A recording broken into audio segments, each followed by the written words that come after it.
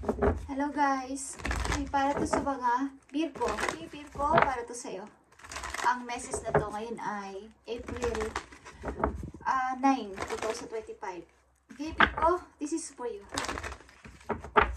Para sa'yo ang message na to. Sa mga Virgo. Virgo, you have life energy. Okay? At mukhang inaanyayahan mo ang light o ang kaligayahan sa iyong puso. Okay? The happy fairy of sunshine brings lots of life-giving energy.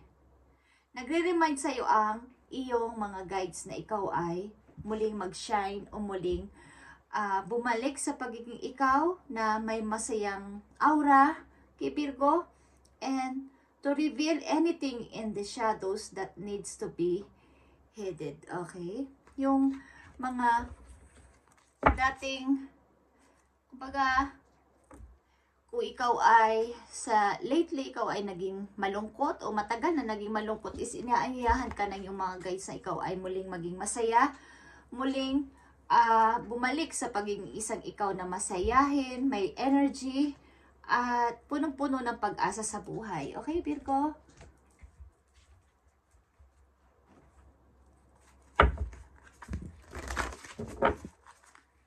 Mukhang gusto mo maging masaya at gusto mo na yung bumalik yung pagiging isang ikaw dati na nagniningning katulad ng isang araw. Maari ding may dealing sa inyong Leo energy, guys. Okay, Virgo. O ang nagpapasaya o magpapasaya sa iyo ay isang fire sign. Okay, Virgo. Tingnan natin ang message for you. April 9, 2025 sa mga Virgo. In silence, peace prevails. Okay. Andito yung time na ikaw ay nagmumuni-muni. Nananahimik muna at nag-iisip-isip ng mga nakaraan, something na mga nangyari sa buhay mo na ano ba talaga yung ano ba yung i-grow ko pa? Ano ba yung dapat ko nang kalimutan? Okay, Virgo. Nandito ka sa silent mood. Okay? At isa pang message para sa iyo, Virgo. Discovering truth is here. You stand in the light of truth. Okay, speaking of light, life energy is pinipili mo, mas pipiliin mo ang maglakad ng umiba ng daan, umiba ng direksyon mula sa ibang tao. Hindi ka sasama sa kanila o mas pipiliin mo yung direksyon papunta sa katotohanan. Okay? Ayaw mo yung mga taong sinungaling sa paligid, ayaw mo silang makasama sapagkat parang may mali.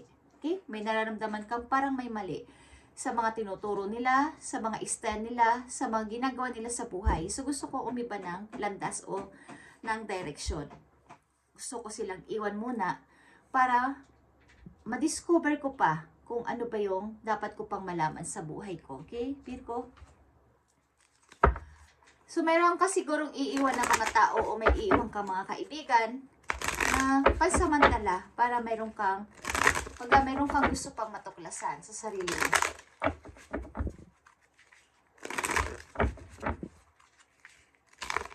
Para sa mga Virgo, April 9, 2025. Pilitin niyong anyayahin ang light, okay? Ang positive na mga kaisipan sa inyong buhay simula sa araw na to. At umiba ng landas o umiba ng daan. Okay, sumama sa mga taong nagtuturo ng mali. Okay, Virgo? Mukhang mayroon kayo napag-isipan na ganito at napagtanto na kailangan ko siguro mag-isip-isip simula sa araw na to o sa taon na to o sa buwan na to na ako naman ay maiba sa kanila o maiba naman ako sa lahat. Baka mayroon pa akong mga dapat gawin o dapat pang matuklasan sa sarili ko. Okay, kesa habang buhay ko silang kasama o nandyan palagi ako sa tabi nila pero parang hindi ako nag-grow. Okay? Kapag sila ang kasama ko. So, meron kang pinag-iisipan o pinagmumuni-munihan sa iyong kasalukuyan. Something na nire-review mo din yung nakaraan. Ano ba yung dapat kong kalasan na, iwasan na, o alisan na? at ipag-grow ko pa. Message for Virgo, April 9, 2025. Ayon sa kailang sitwasyon, ibigay mo ang kailang message, please. Send my message. I need lang dito ng 2 messages for you, okay? So, maaaring meron ka rin gustong samahan na person sa malayong lugar. Virgo, meron ka gustong isama na person. Gusto mong, maybe meron sa iyong tutulong ng isang person para ikaw ay makalayo sa iyong bad situation. At pumunta sa isang peace na lugar o may payapang lugar. Kahit ito ay alam mong hindi mo naman paalam na, kapag hindi ka pagamay sa place na yon, is sasama ka sa kanya. Gusto mo nang lumaya sa sitwasyon na to, okay? Maaring fire or water sign ang involved sa buhay mo na tao o energy is meron sa'yo na fire and water sign. Okay? Virgo, nandito ang Knight of Cups. Okay? Maaaring may gusto o may plano ang isang tao mag-sorry sa'yo, but mga plano lang, okay? May plano ang isang person dito na mag-sorry sa'yo. At meron ditong mga offer na paparating sa'yo but hindi mo pa kayang, kumbaga may option. Option ng pag-ibig, option ito na parang gagamitan mo to kasi ng emotion mo. Ang pagpili mo dito ay merong dapat may feelings, hindi yung pipiliin ko lang because gusto ko. Kailangan ay yung may damdamin ka, yun ang gusto mong mangyari. Kung sa tao ito, kailangan kung pipiliin ko ang person na to ay mahal ko. Okay? So, nandito ka sa time ng pagmumuni-muni at pag-iisip. Ano ba ang dapat kong gawin, Lord? Ano ba ang dapat kong piliin?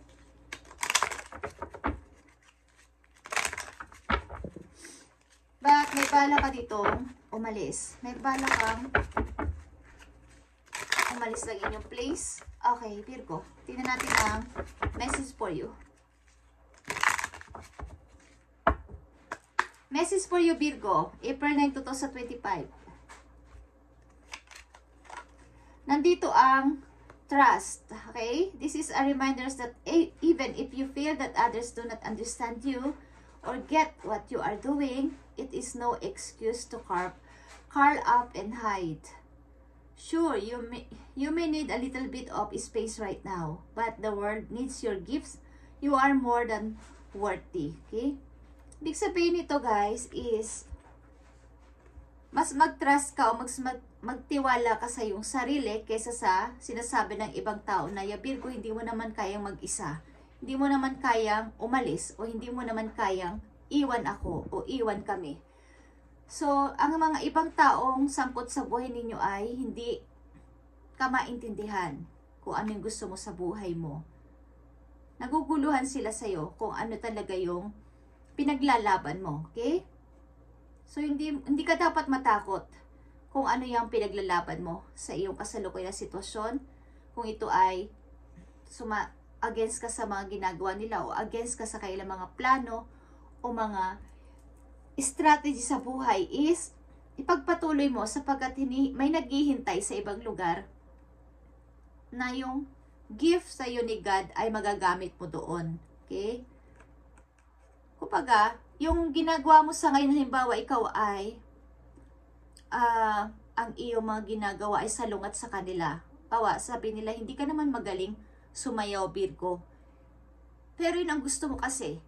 Pero hindi ka nila maintindihan. Bakit mo pa rin yung ginagawa? Kaya, naniniwala ka sa iyong pananaw pero sila ay hindi. May pinaglalaban ka kasi at gusto mo yung, kumbaga, ikaw ay madaling matalo ng iyong emotion, lalo na kung kayo ay babaeng Virgo na nandito sa reading, is ang pinaka-enemy mo ay ang iyong emotion. Kaya kapag may dumarating na taong pagpipilian, ay pikit mata kang parang ayaw ko. Baka may masaktan kasi o baka magkamali ako ng ipipiliin ko at may masaktan. So, kailangan mo dito kaya nananahimik ka sa kasalukuyan mo. Siguro kailangan mo mag-cleansing sa iyong emotional, spiritual at sa iyong energy. Kaya nandito ang life energy, Sabihin mo kay God na gusto mo ng, kumbaga, maging, yung happiness lang kasi ang hinahangad ng mga Virgo nandito sa reading. Okay? Life, yung pagiging ninyong, parang ibalik yung aking energy na ako ay dating masayahin. Okay? Parang walang humahadlang sa mga gusto ko. Sapagkat natatalo ka ng yung emotion kapag may nandyan na yung taong medyo nagmamakaawa sa'yo o humihingi ng sorry. Madali kang magpatawad o madali kang maawa. Okay. So, kailangan mo siguro ng little space right now. At sinasabi dito ng yung mga guys na may mga tao o may isang opportunity na naghihintay sa'yo at para malaman mo ang iyong halaga o ang iyong kakayanan pa sa buhay is itry mo, okay? Na mag-change ng direction kesa sumunod ka sa kaya na sumusunod. Okay. So, tingnan natin ang inyong pag-ibig. Silipin natin, Virgo.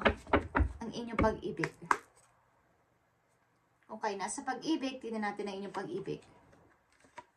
Andito ang divine timing sa inyong pag-ibig. Be patient while things are unfolding. This connection is worth the wait. Okay, kung kayo ay nasa pag-ibig, maaaring kayo ay hiwalay o temporary hiwalay or umalis ka sa kanya muna ng palihim sapagkat may gusto ka nga talagang patunayan. At sinasabi mo na, divine timing na lang kung kami, kung talagang kami ang pinagtagpo o magkakatuluyan, bakit hindi?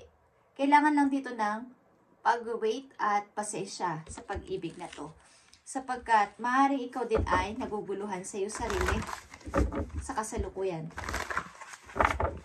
Para sa mga Virgo, pag-iisip-isip ito dahil ikaw ay natatalo ng iyong emotion sa every na ikaw ay mag-decide o magpipili o mag-desisyon is natatalo ka palagi ng iyong emotion. Message for you, Virgo, April 9, 2025. Okay, nandito ang Lioness. Okay, maaaring talagang may dealing sa iyo ang Leo, Virgo. Nandito ang Lioness at ito ay you've earned all your stripes. Ibig sabihin nito is lahat naman ay nasa iyo na. Okay? Bakit hindi mo magawang katulad dito ang in silence peace prevails is magkaroon ka muna ng pag-isip-isip. Huwag mong madaliin ito. Okay? Yung kung ayaw nila sa iyong mga ginagawa at ayaw nila sa style mo, ayaw nila sa iyong mga pananaw is huwag muna silang pakinggan at humiwalay ka muna sa kaila. Kaya nandito ang you stand in the light of truth. Okay. Mukhang may pinaglalaban ka dito at ayaw ka nilang paniwalaan o ayaw ka nilang sundan. Sapagkat parang sinasabi nila na hindi yan ang dapat, Virgo. May salungat sa iyo itong mga tao o taong involved sa buhay mo. Isang message na lang dito sa mga Virgo. Malakas dito ang Leo, okay? At Scorpio. Para sa na energy na sangkot sa buhay mo. At mukhang natatalo ka ng emotion mo dito sa iyong mga kailangan mo munang mag-relax at ipahinga ang sarili. Okay, Virgo, bago mag-decide. Sapagkat ikaw ay natatalo ng iyong emotion. Okay, so message ito for you. Virgo, April 9, 2025. Thank you. Yan, nandito ang Three of Swords.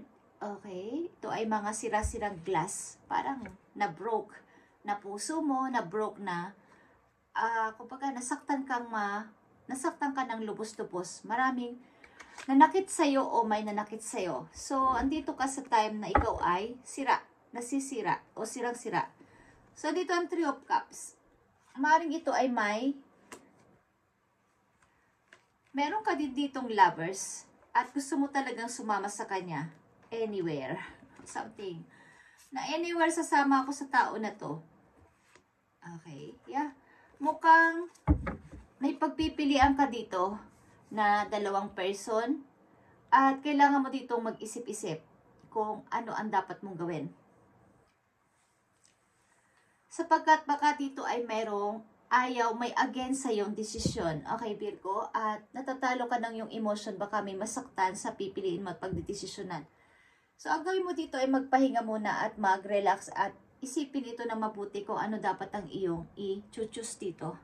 Sapagkat ikaw ay nagdadalawang isip. May gusto ka ditong samahan na person na yung mahal at doon sa malayong lugar. Something na gusto mo ng tahimik na lugar.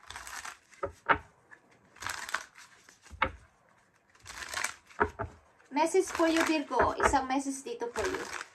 Three of Swords is here. Kung ikaw ay malungkot at parang na-broke. Yeah, Page of Wands is here. Meron ka talagang gustong gawin at gusto mong patunayan. Maaaring ikaw ay aalis ng palihim dahil may gusto ka talaga patunayan pa o gawin sa buhay na want ng iyong puso. Want mong gawin kasi at baliktad sila sa gusto mong mangyari. Ayaw nila. At hindi sila sang-ayon. Ito man ay magulang mo, hindi sang-ayon sa gusto mo or mga kamag-anak mo na malapit sa'yo o ng mga taong involved sa'yo na malalapit. Is ayaw nila na ikaw ay gawin mo yan. Okay? So, kailangan mo dito ng distansya mo na sa kanila. At maaaring ikaw ay magtatayo sa sarili mong paa para dito sa gusto mo mangyari. Okay? At ito ang message nyo, Virgo, ngayong April 9, 2025. At maaari talagang may mga rival dito. Parang kayo ay, hindi ko alam kung marami kayong magkakapatid or something na may mga taong gustong maging ikaw din. Okay? Parang, paano kaya ako magiging si Virgo? Okay? Sapagkat marami kang choices. But, may mga taong baligtad sa mga gusto mong mangyari. At ang pag-ibig mo dito ay maaaring divine timing ang gusto mong mangyari. Something na kung tayo ay tayo. But, this time gusto ko muna lumayo. At gusto ko muna ng space. At meron din dito